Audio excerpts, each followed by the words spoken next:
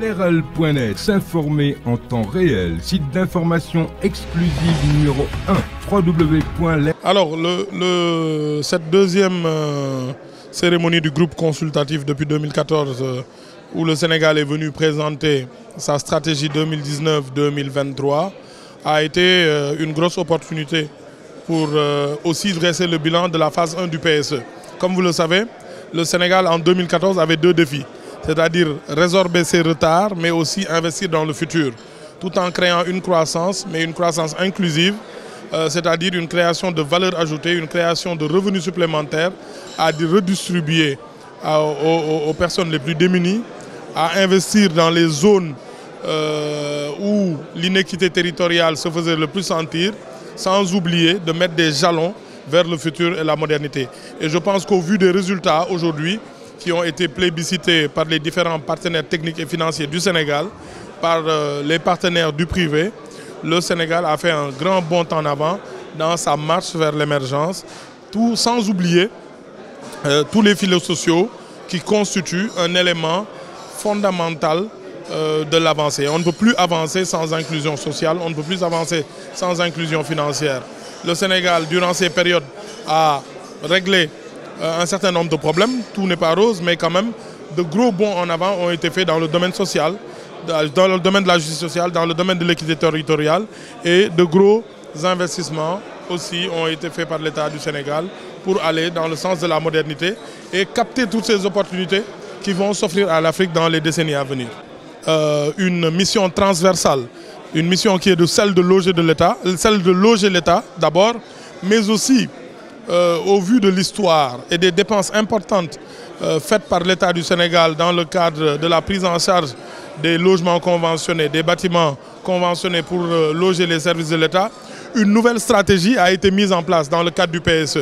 C'est la politique immobilière de l'État. Comment faire en sorte pour que l'État puisse libérer plus d'espace budgétaire en rationalisant ses dépenses locatives et mieux loger les services de l'État, c'est-à-dire être présent dans les régions, redéployer les services de l'État dans une zone comme Diamniadio afin de permettre à tous ces Sénégalais, à tous ces agents de l'État de pouvoir être encore plus proches de leur lieu de travail, mais aussi aux usagers du service public de pouvoir se rendre de façon plus facile dans les services publics. Donc c'est un peu ça la mission du patrimoine bâti dans le cadre du PSE.